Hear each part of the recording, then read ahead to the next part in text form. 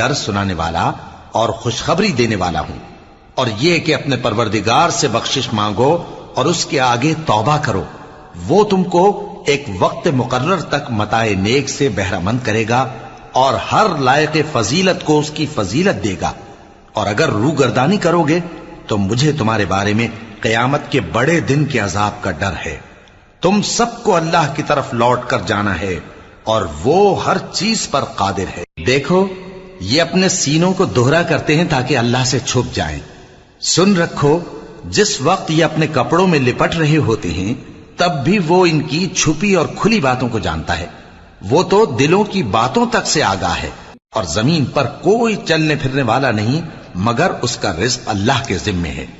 وہ اس کے رہنے کی جگہ کو بھی جانتا ہے اور جہاں سونپا جاتا ہے اسے بھی۔ یہ سب کچھ کتاب روشن میں لکھا ہوا ہے، اور وہی تو ہے جس نے آسمان